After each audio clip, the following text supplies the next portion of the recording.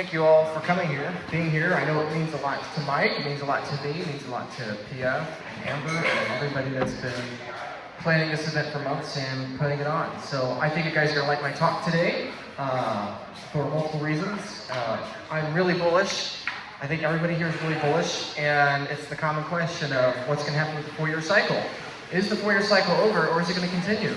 And I think there are reasons to think that it's just going to do what it's been doing, because I think that's the max pain. I think we're at this weird point where we have all these treasury companies, we have the governments, we have all these debt products, which is part of what we'll talk about today. We have all these things coming, and I think this time might be a bit different, right? I think maybe we'll see less and less volatility up and down, but we don't know, and we should plan for all scenarios. But I think with all those things coming down, I think we can be really excited for what's coming in the future. So I'm going to be talking about multi-sig, estate planning, and the most exciting thing, which is the Bitcoin mortgage and the Bitcoin loan product. I think most Bitcoiners would take out a 5, 10, or 15-year loan to buy Bitcoin if you gave them the opportunity, and the opportunity is coming really quickly here. So our boy, Mike Saylor, not Mike Smith, the other Mike S., the slightly more famous Mike S., Michael Saylor, he has this infamous quote from 2021, right? Probably most people here have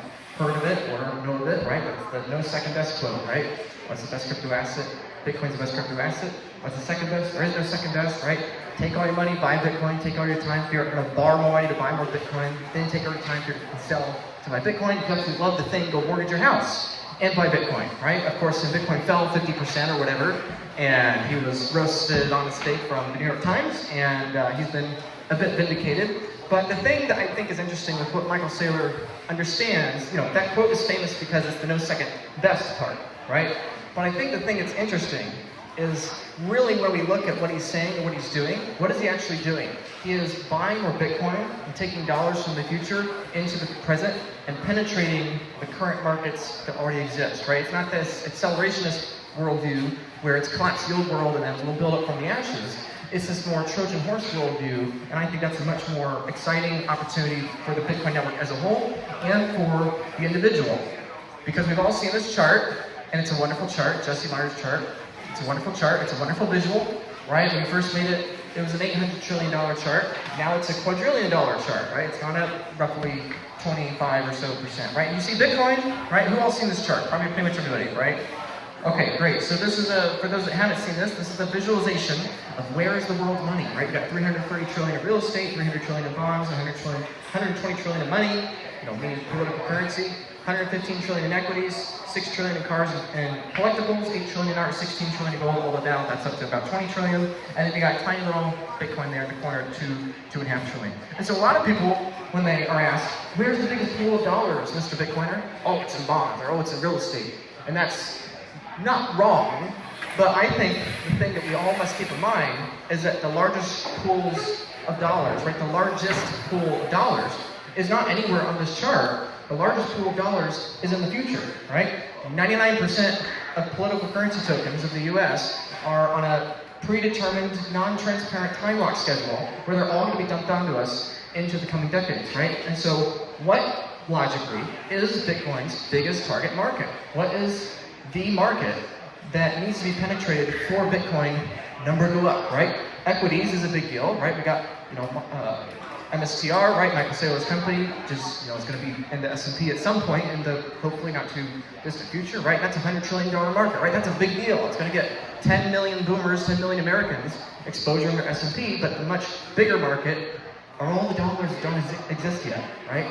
And the reason why this is important is that with these things coming available, specifically what we talk about today with examples, but then just in general, this is where the real money is for Bitcoin. This is where, in my opinion, real hyper-Bitcoinization for price is, right? Because for everything else on this chart that we normally see, you got to sell something to buy the Bitcoin, right? But with the debt, you can just print more dollars, you can print more debt, right? More fiat debt. And I think it ironically makes sense, right? If political currency, fiat money, is backed on debt, well, in the way Bitcoin penetrates the world and Trojan horses the world, and transforms it into an orange world, well then logically it'd be coming after debt first. Now, none of us can time travel. I think probably all of us would like to time travel back to 2009 or 10 or 11 or 12 2013, shoot, maybe just a couple years ago, right? All of us like to time travel into the past to buy Bitcoin. Like that would be logically the best financial decision of your life if you could do that, if you had a time machine, right? But that's not available because we haven't figured it out yet, and we probably never will, because if we had, somebody probably would have done that. But the second best thing, right, and there is a second best in this scenario, the second best thing you can do is do the exact same thing, but instead of time traveling from the present to the past to buy Bitcoin on the cheap, you time travel from the future to the present to buy Bitcoin on the cheap. And that's essentially what debt is. You're taking dollars from the future where they are less valuable, and you're bringing them back to today, where in Bitcoin terms, they are more valuable, right? And so this is why I think this is the real route as to how Bitcoin has hyper-Bitcoinization. Yes, it's true with the equities with Michael Saylor. Yes, it's true with the bit bonds with Bill Hines. But I think this is the real future, because the faster Bitcoin penetrates this market and keeps taking those dollars from those future unpredictable time blocks of the US government and plants them in today, and it's all pumping into Bitcoin, right? The more that happens, I think the faster that time is compressed. My core message today, if you take nothing else, is encouraging you, begging you, strongly recommending for everyone in here to lower your risk. That is super important. If you don't have self-custody, if you're still on an exchange, get off of an exchange. If you only have a hot wallet, please exit that hot wallet, right? If you only have single sig and you feel like you're at that point, you should start considering multi-sig, please consider that. Whether it's your legal situation, your tax situation, self-custody situation, this is my biggest encouragement. If you take nothing else, this is the most important thing. Every single week, I talk to multiple people who lost a significant amount of Bitcoin. That's very hard, it's very sad, and my encouragement here is that the faster you lower your risk and your downside, the faster you are probably going to be able to take advantage of this time traveling from the future to the present, right? So not only is lowering your risk, upgrading your tax protections, upgrading your legal protections, upgrading your self-custody protections, not only is it important for keeping what you have, it's really important for getting opportunity in the future coming really rapidly here. So really quick, just to cover the basics, because I know some people here are new, most of us are hyper nerds, but for those that are new, I want to cover this really quickly here before I get into the specifics. There's paper Bitcoin, right? Bitcoin on an exchange, an ETF, a piece of paper, right? MSTR, right? Metaplanet. If you got a friend or an uncle that's owning your keys, right? You own a paper or a relational contract with him owning the Bitcoin, right? In some sort of trust, deal farm, whatever, right? You don't own Bitcoin, right? You do own something. You own a liability, you own a piece of paper, and that is valuable, right? MSTR does trade at a price, but it is not Bitcoin. So that's the first thing to keep in mind. If you're going to approach one of these lending institutions, they're going to look at you and say, no, actually, you don't own the Bitcoin. You own a paper coin to BlackRock, to Coinbase, to whatever. And that's really what you own. You're going to be less desirable as a candidate. Likewise, if you have a single sig setup, that's fantastic. It's infinitely better, or at least hundreds of times better than having it on an exchange in terms of that sovereignty and self-custody. But again, nobody's going to look at you with that lending perspective, right? Because if you have it on Coinbase, well, why am I going to lend you money? You could take it from me, somebody could take it from you, or Coinbase could take it from both of us, right? And nobody's going to deal with a single sig because you can rug pull them at any given moment. And so they're not going to have you subdivide your collateral, your pristine collateral. They're not going to have you subdivide it between multiple single sigs because, again, that's the same problem. They're not going to give you some kind of multi-sig where you can rug pull them at any single moment because, number one, there's exponentially more complications, right? Oh, we're going to do 2 to 3, a 3 to 5, a 5 to 7, or whatever, right? Well, not only does that get more complicated, but at any given point, maybe you mess it up, maybe they mess it up, or whatever.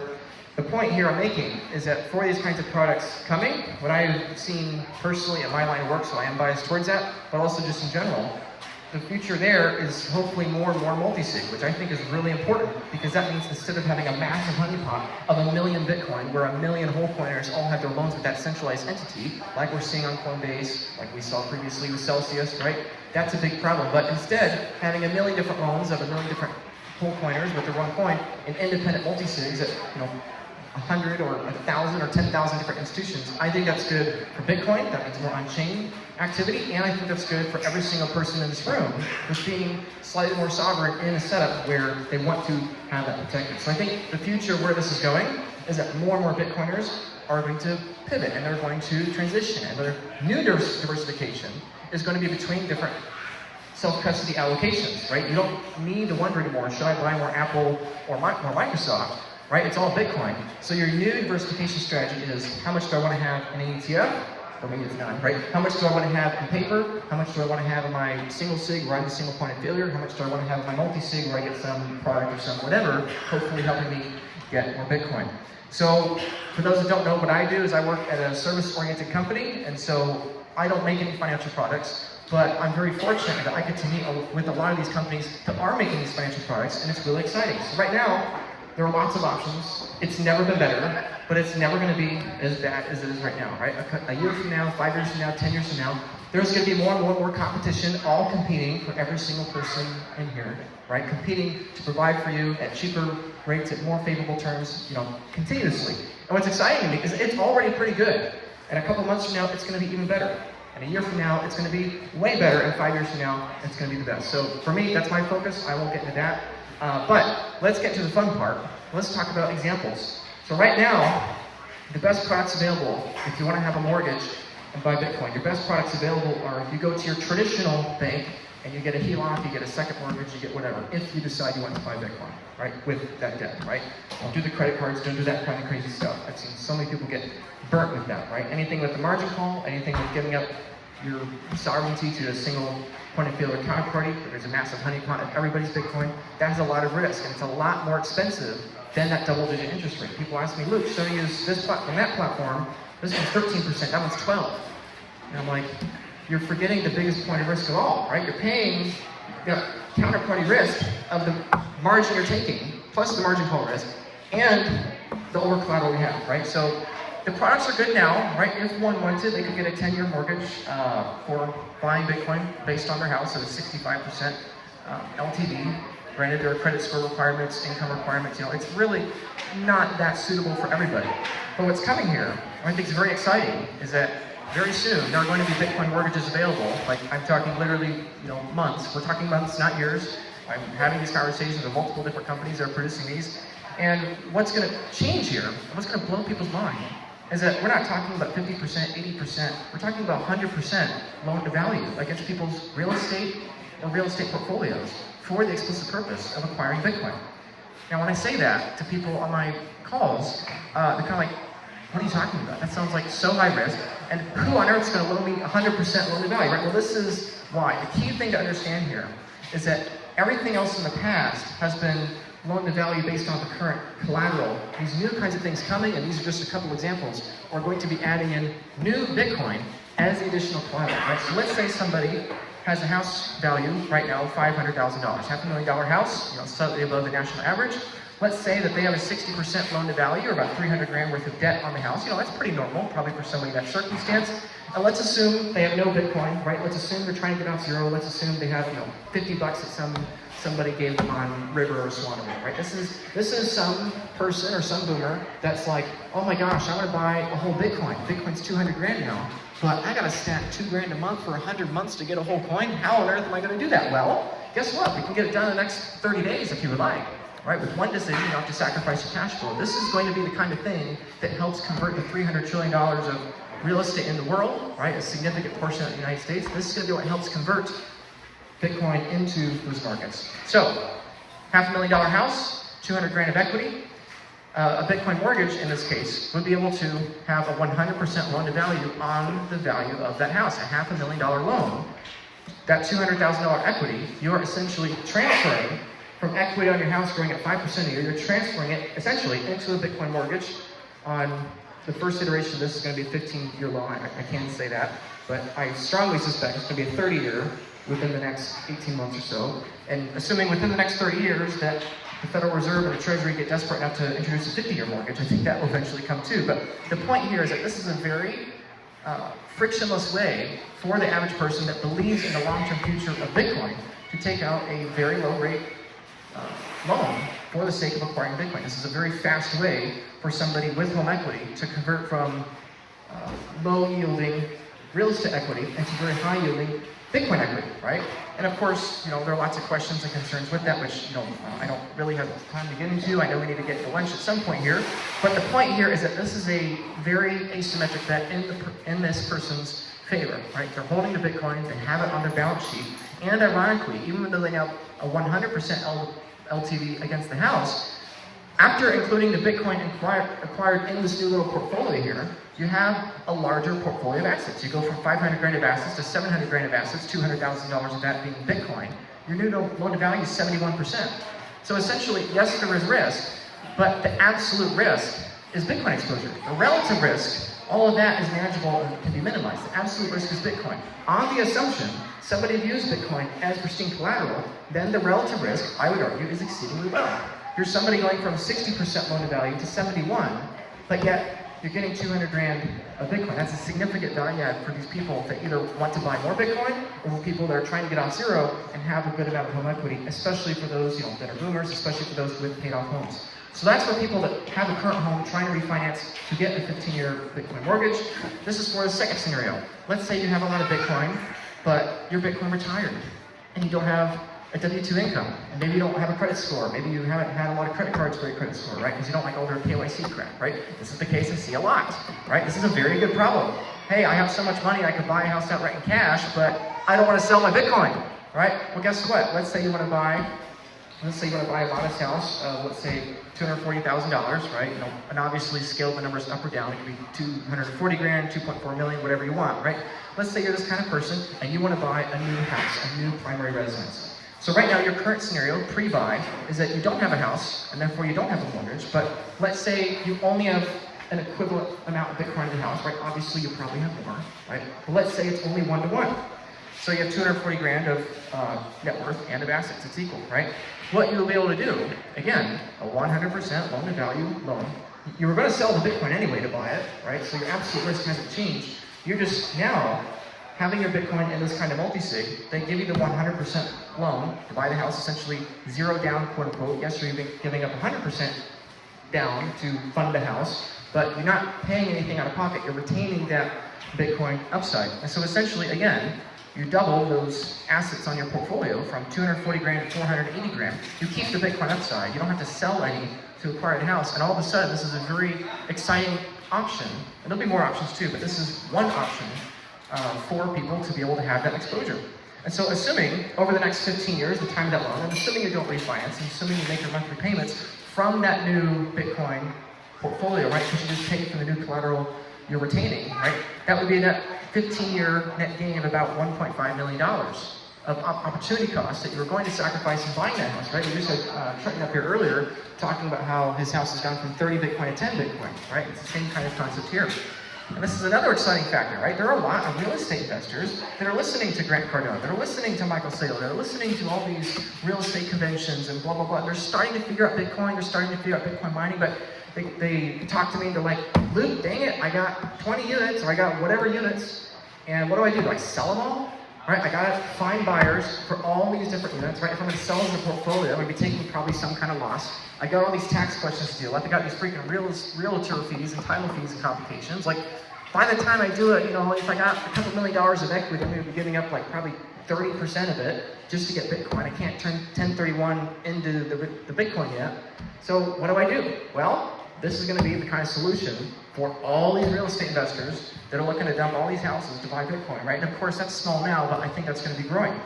So I've talked about the primary residence case refinance. I've talked about the primary residence case for buying a new house. But investment properties, this is going to be something exceedingly appealing to all of these real estate investors, all these portfolio managers. It's a very fast way to convert real estate equity into Bitcoin. Let's say somebody has a $3 million investment portfolio. Let's say they got about a third of that being equity, about $1 million. Let's say, again, this is a real estate investor, they have no Bitcoin as of the moment, right? And they want to get some, right? But again, they want to keep the cash flow because they're retired, living on a cruise ship or whatever, right? The current net worth is about $1 million. The current assets about $3 million. After the Bitcoin refinance of a portfolio loan, at 100% loan to value of the equity, they would still only have a loan to value combining the Bitcoin as that pristine collateral of 75%, which is still, in real estate terms, a 75% loan to value is not that bad, especially when like a 30-year portfolio is appreciating at 60% a year, right? So they convert that $1 million of those to equity, they convert it into Bitcoin, they keep the real estate, they keep the cash flow, they keep all those tax benefits that they love and that they, go on and on and on about, right? And the point here is that over the next 15 years, assuming again the real estate doubles and the Bitcoin goes up by a factor of 20, assuming that whatever increase in their monthly payment they're paying from the new $1 million of Bitcoin they acquired, that still means that for the next 15 years, this one decision, without selling their properties, without dealing with all the realtors, and keeping their income, means they're going to be about 19, 20 million bucks. Again, assuming the absolute risk that Bitcoin goes up by roughly 20x over the next 15 years is very real. And again, that assumes they don't refinance. Probably 5 years from now, the real estate will go up 30%, Bitcoin will go up 300%. They refinance on a 30-year loan, and they just keep doing it forever, right? Again, pulling the dollars from the future into the present again and again and again. This is my larger point I'm making, is that this, to me, is exceedingly bullish. This is not we're going to see all the boomers dump the real estate, go to Bitcoin, right? Because that's a painful moment, and a lot of people want to keep their homes. It's been their forever home. They've lived with it for years. It's a massive friction point and pain point. This is something that takes away 80% of the friction really quickly. Another fourth scenario, a final scenario I'll go through here, is the Bitcoin Treasury loan. This is something else that is also currently available. This is something for people either looking to turn Bitcoin into cash if they're trying to time the cycle, which I do not recommend, or if there's somebody that wants to have some sort of treasury play. This is a way for people with a large amount of Bitcoin, whether 10 or 100 or whatever, to turn that into accumulative strategies, in penetrating Wall Street or whatever the local stock market is with debt, right? So it's a 5-year loan at a 5% interest rate, and essentially what that means is that it's a Bitcoin-denominated loan. I think this is the very beginning of Bitcoin-denominated loans, right? All these, in the previous 3 examples, are fiat-denominated loans. This last one being here, a Bitcoin-denominated loan. And this is something that's only been around for a couple months. It's had a lot of excitement and volume already, and I'm looking forward to see that grow even more, because I think ultimately these are the ways in which we help Bitcoiners end up with more Bitcoin, right? It's much cheaper. Instead of selling your Bitcoin and paying a capital gains tax, it's much cheaper to pay a 5% interest rate. Already you don't need to sell as much Bitcoin, right? Instead of selling $1.3 million of Bitcoin to get $1 million of Bitcoin post-tax, right? You're selling much less, right? You're only selling, 1.05 million instead of 1.3 or whatever, right? So all these things put together, combined with all the traditional bullish hopium that we see on Twitter all the time, I think all this is signaling that a lot of new capital is coming into Bitcoin because a lot of the friction is going to be reduced. And so the thing that everyone really cares about, right? Sure, all these things help you, they're fun, they're awesome, especially if you're a homeowner, but the thing, or you want to be a homeowner, but the thing that matters for all of us, since we all love Bitcoin, right, is that all this, I think, means number go up for Bitcoin, right? There's about $2 quadrillion of assets in the world today. That's going to 10 quadrillion, right? Give it a decade or two, right? It's going there, right? We have to print the dollars, right? Less than common future in the past. Most of the dollars are in existence, right? There's more dollars in the next 20 years than the previous 200 years, right? Yada, yada, yada. The point here being that if we go from 1 trillion to 10 quadrillion over the next couple decades, and we only see 5% of the world refinanced into Bitcoin, and we assume a 2.5 multiplier, that's like $60 million of Bitcoin, right? So my point here is that I think this is the single most likely and efficient way Bitcoin takes over the world. It's by having the MicroStrategies, or excuse me, the MSTRs and the MetaPlanets, right? It's by having these companies create new debt, new income and capital to buy Bitcoin, right? It's not by convincing people to sell their Apple stock. I think the same thing with fiat. It's refinance fiat into oblivion, accelerate that timeline.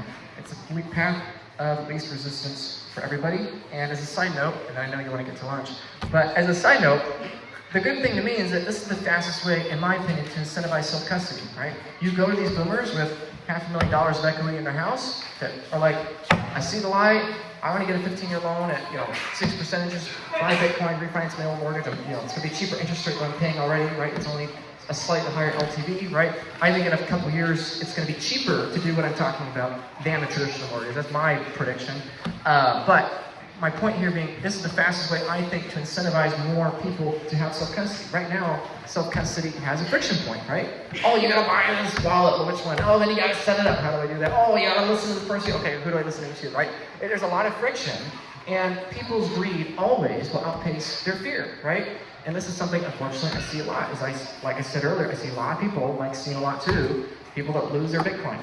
Well, they didn't upgrade self-custody. Why didn't it? Because they were scared, right? But when you have this kind of product where it's required to do the self-custody, for me, it's a lot easier conversation. I have one of these, calls just yesterday, right? I have one almost every day now, where it's like, why haven't you done self-custody? Oh, I haven't done it. I'm like, well, hey, by the way, if we do this, like, you can get another 5% more Bitcoin within the next couple of weeks if you just do this little thing.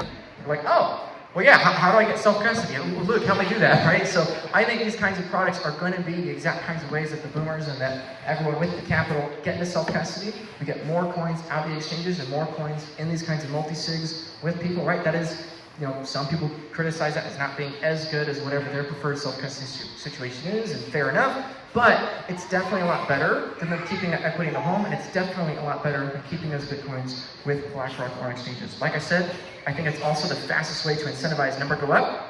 It's a big sacrifice for a lot of people that are homeowners currently paying a mortgage to have a $1,000 monthly payment. Oh, now I gotta spend an extra grand a month to buy another grand of Bitcoin because it's the future or whatever, right? Well, hey, how about we go from a $1,000 mortgage payment to a $1,500 mortgage payment, and you get 200 months worth of stacking, right? I mean, all of a sudden that makes a lot more sense, and you can sell 500 bucks of that Bitcoin every month to pay that, right? So my point is, it's the path of least resistance for number go up, it's the path of least resistance for self-custody, and for most people, it's the fastest way to increase their Bitcoin stack. As I wrap up and we go into lunch here, some top tips, just more in general.